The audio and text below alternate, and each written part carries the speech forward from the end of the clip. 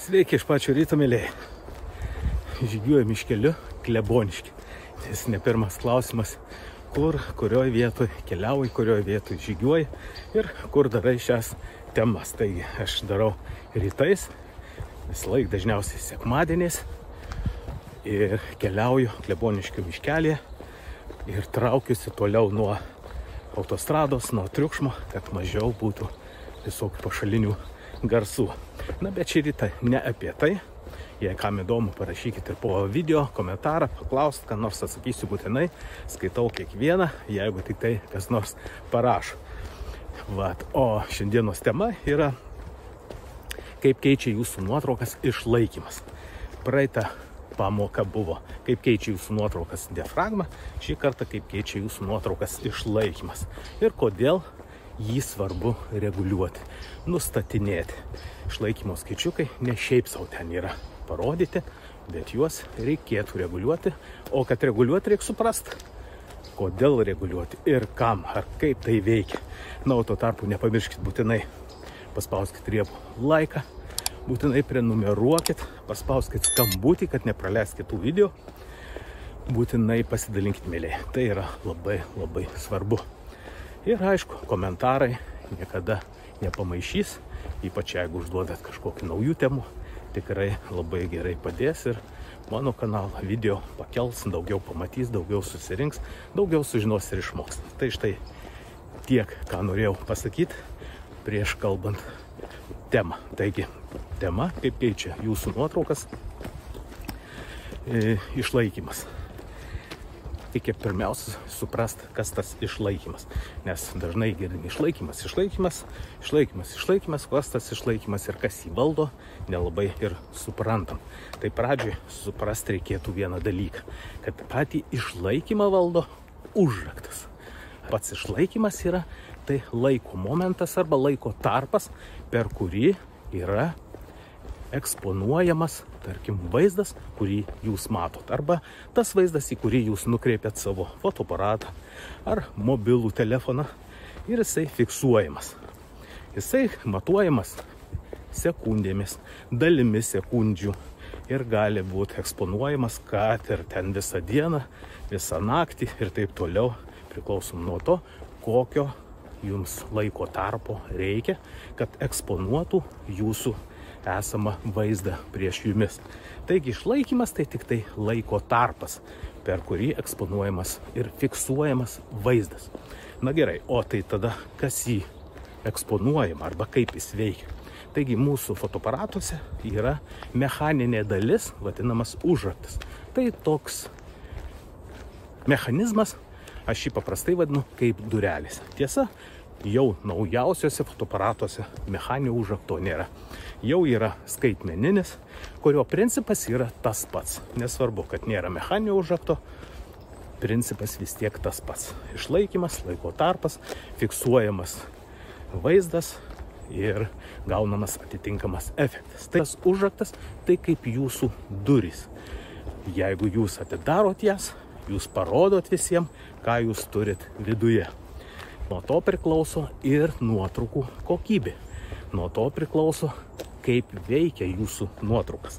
Tai dabar pagalvokim, jeigu aš tas duris greitai atidarau ir uždarau prieš jūsų nosį ir toliau klausiu, o ką tu matei?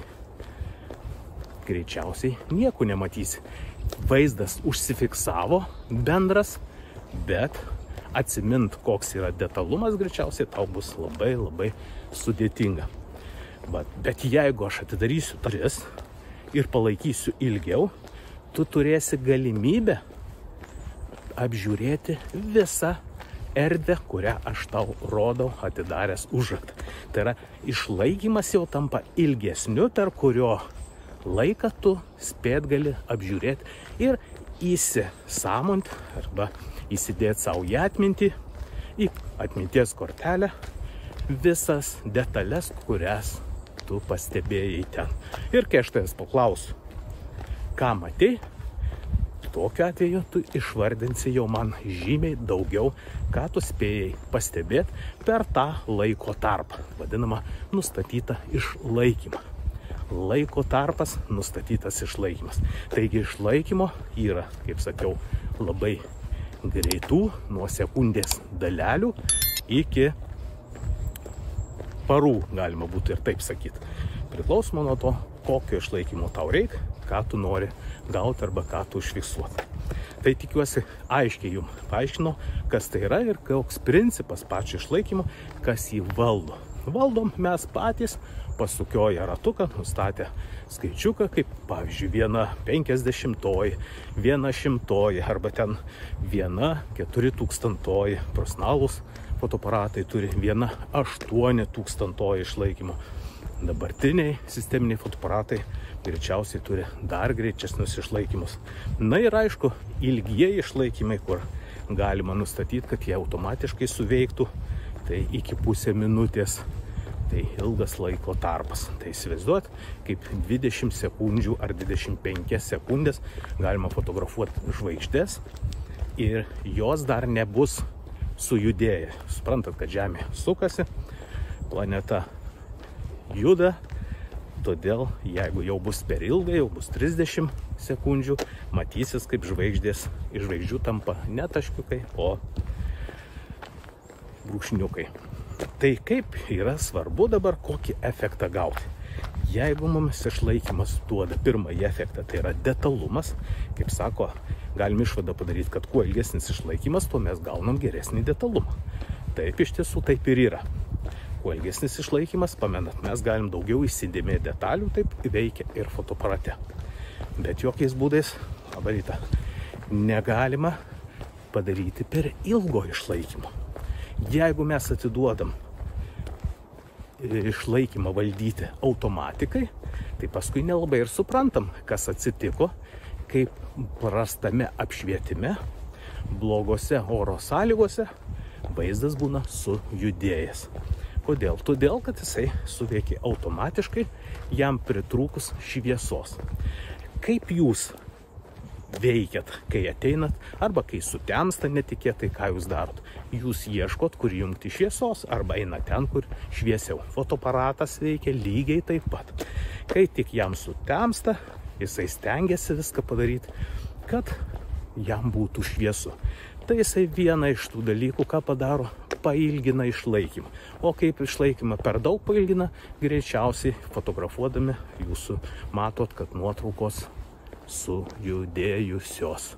Tai štai, geriausias būdas, aišku, reguliuoti išlaikymą pačiam ir suprasti, kokio tau reikia išlaikymo, tai yra kokio laiko tarpo, kad jūs galėtumėt užfiksuoti jums reikalingą vaizdą. Taigi, užfiksavus vaizdą, žiūrim ir klausim savęs, ar mes esam patenkinti. Vėlgi, sakysim, priklauso nuo to, ką mes fotografuojam. Jei fotografuojam statinį vaizdą, viskas gerai, nufotografavom, didelio ten skirtumo nėra. Statinis ir statinis, stovi kažkas atsistojęs, o mes jį fotografuojam. Bet jeigu mes fotografuojam judantį objektą, tai tokį, kuris lekia, važiuoja, tada mes norim užfiksuoti vaizdą judantį arba žiūrovai parodyti, kad tai yra greičio įspūdis. Juk niekam bus neįdomu, jeigu mašina lėkia, jau jūs jį užfiksavot ir jisai tampa kaip statinis, viskas stovi. Tai mes tokį stovėjimą galime ją ir stovinčią nufotografuoti ir žiūrovui tai nesukels efekto. Bet jei mes žinodami, kokį reikia nustatyti išlaikymą ir padarysim visą vaizdą taip, kad fonas susiliejęs ir matos, kaip mašina iš tikrųjų lekia, gautų tokį efektą, greičio įspūdžio efektą. Štai tada mes žiūrovui padarysim įspūdį ir jisai sakys, oho, kaip tu čia padarėjai taip, kaip ta mašina lekia, kad jinai iš tikrųjų lekia. Ir tai yra tam tikra istorija, reportažas iš nuotraukos, kuri papasakoja žiūrovui, kad čia iš tikrųjų kažkas tai tokio ir tai greitas važiavimas, o ne koks fiksuotas. Tai štai tokie du būdai, kaip jūsų nuotraukas keičia išlaikymas. Kas mums svarbu išvadas padaryti, kokio mums reikia išlaikymų. Mums reikia suprasti, kokį mes turim nusistatyti, kad gauti vienokį ar kitokį efektą. Ir viskas, mėlyjei. Tai štai tokie pas mane pamokymai ir tokia tema. Na, jeigu tu nori daugiau tiksliau išmokti sužinoti dar smulkesnių dalykų, tai yra eit link profesionalumo, tada pas mane galima mokytis dabar 2 būdais. Tai yra savarankiškai ir individualiai. Vėliau greičiausiai bus ir grupėse.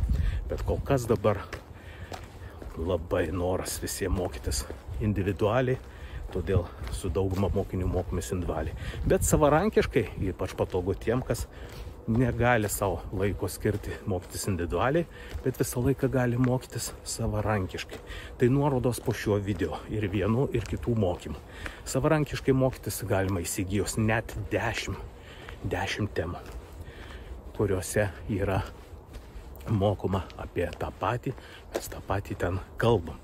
Ir tu gali mokytis kada nori, kur nori ir būnant kiek nori kartu. Tai yra neribojama. Mokaisi kelionėse, mokaisi bet kur, įsijungiai per telefoną, fotoaparatą turi šalia ir klausai, žiūri ir darai, kas tau sakom. Tai labai patogu tikrai mokytis savarankiškai, kai neturi galimybės pasirinkti kito mokymosi būdų. Na ir individualiai. Individualiai mes jau kitam lygiai mokomės susitikę. Ir iš karto atsakysiu, kad nebūtinai gyvai susitikę, jeigu tu iš vis gyveni kur nors užsienį, kitoj šalyje, Vokietija, Olandija, Švedija, kaip dabar mokomės su tom šalim.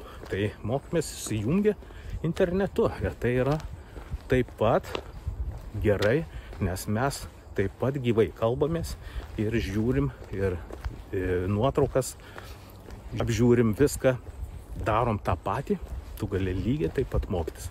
Taigi, kas gyvena Lietuvoje, važinėja, kad ir iš kito miesto, kas Kaune, mes susitinkam čia pat ir mokomės gyvai.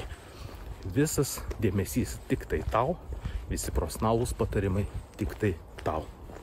Taigi nuorodos pasikartosiu po šio video, būtinai pažiūrėk, būtinai pasirink ir drąsiai pradėk mokytis, nes žinios yra svarbu. Kuo greičiau sužinosi, tuo greičiau pradėsi galbūt savo tokį finansinį kelią iš fotografijos, galėdamas turėti pajamų, gal papildomų, o gal tai pagrindinis darbas. Tai štai, mėlėjai, ir priminsiu, nepamirškim laiką, būtinai prenumeruokim, būtinai paspauskim skambutį, kad nepraleisk kitų video. Aišku, pakomentuokim, tai yra labai svarbu, užduokim naujų temų ir pasidalinkim, tai yra labai svarbu. Tai vat, mėlėjai, iki sekančio karto, iki kitos temos. Visiems geros, gražios dienos. Iki.